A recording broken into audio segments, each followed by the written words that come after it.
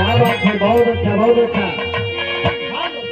ये समाज में एक संदेश हो। 20% लोग अपने मतारी बाप के सेवा करे, लेकिन कुछ लोग 80% हो वंचित हो या अपने अभाव में अपने मतारी बाप के सेवा न कर पावत हो। कहना हो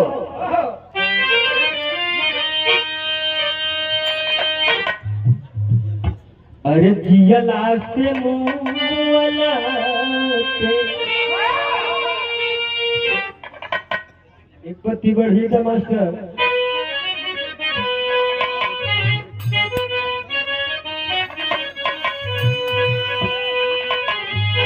अरे बहुते दुलार बाहो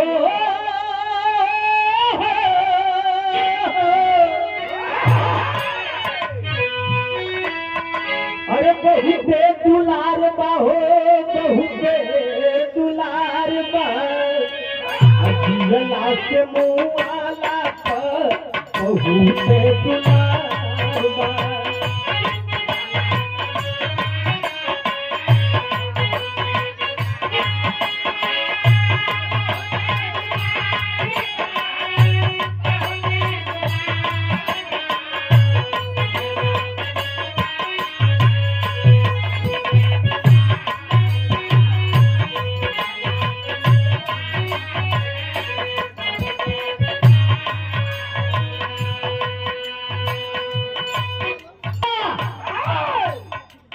मालिक के कृपा बगिया में बरसत रहे, इसलिए हमने के गाँव रहने बजावत रहना।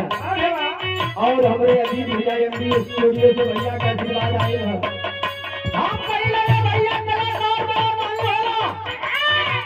कलाकार के लोग बड़ा होलन जौन करवा गाँव से ऊपर ले से उठा के ये मंच पर गवावे के काम करती। आप लोग भगवान ही पूजनी है मंदनी है। कहना हो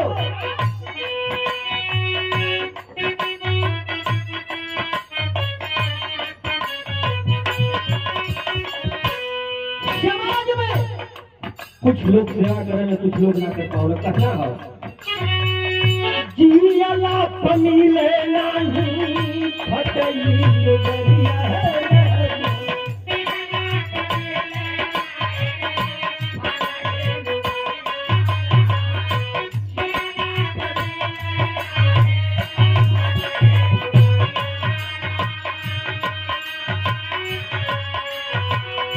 मुआला पचामा के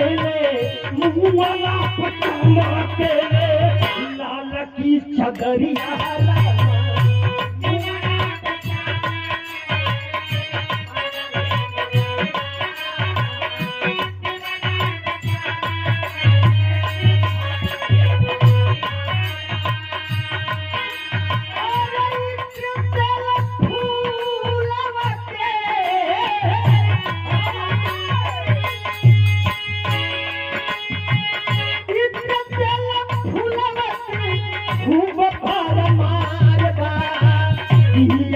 के मुआला पे बहुते दुलार बा जियला से मुआला पे।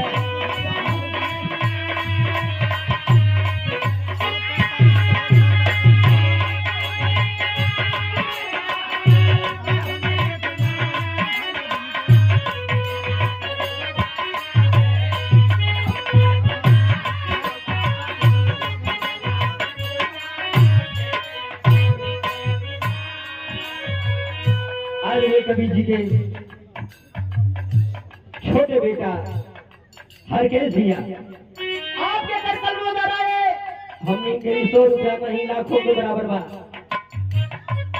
भैया बड़े ही भीगी पर हो सकते हैं। भैया मैं कवि जी का बीच वाला बेटा हरकेश यादव हूँ। भगवान से प्रार्थना करता हूँ हमारी इस बगिया को हरा भरा रखना। जैसे हमारे बड़े भैया रमेश यादव जी ने कहा कि बहुत ही होनहार कलाकार है, कोई भी मैटर होता है कभी भी का आशीर्वाद मिलते आया है। तुरंत आज मैटर हुआ कल जो अपनी मार्केट में लॉन्च हो जाता है। उसी तरह मैं उम्मीद करता हूँ कि आप खड़ा उतरेंगे और बाबूजी का आशीर्वाद आपके जीवन में लगता रहेगा। मैं कहना हो तो अपने मतारी बाप को सेवा जरूर करी है, कुछ करी है, मटिए फेरिया कर रहे माटी करी है, कुछ भी करी है, कुछ भी बनी है, उनके सपना का पूरा करी है, बुढ़ाई के सहारा बनी है। कहना होगा जियाला प्रसूने नाही, जियाला प्रसूने नाही, घर के परनिया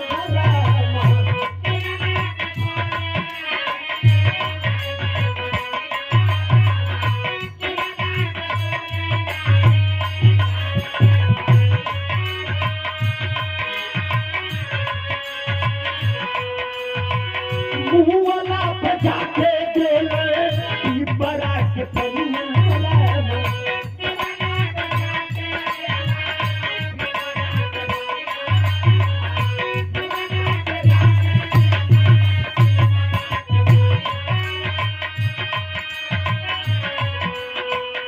बेटवा मुड़ावत अपन, बेटवा मुड़ावत अपन, बेटवा मुड़ावत अपन मोछिया कपार बा, जियाला से मुआला पे बहुत दुलार बा।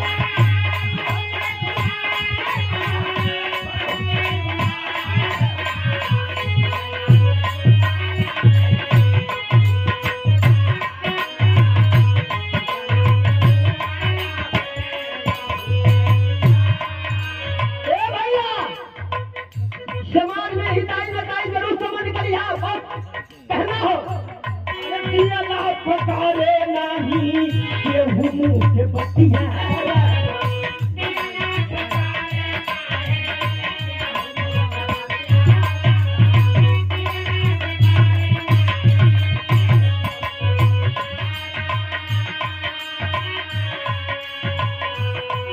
मुआला पे पूछे सब, मुआला पे पूछे सब, आगे हाल चलिया राम।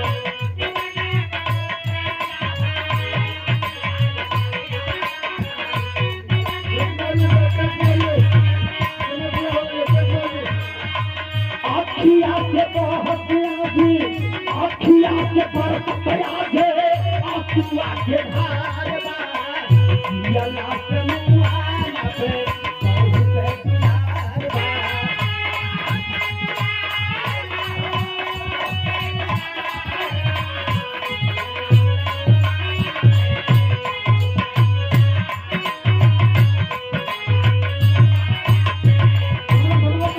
आखिरी लाइन हो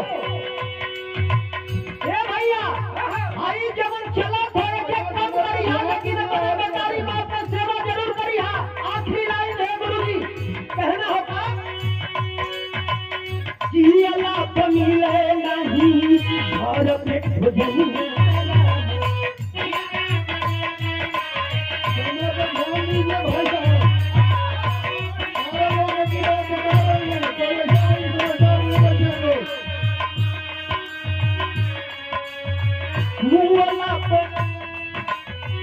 मुआला पे खियावे सब सारी दुनिया।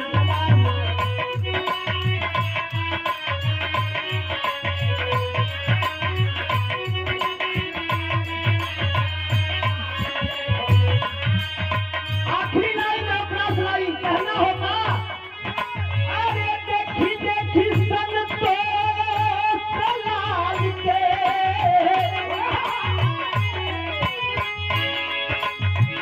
देखी देखन दोस्त लाल के, देखी देखन दोस्त लाल के, बहुत कपार बा, जियाला से मुआला पे बहुत दुलार बा, जियाला से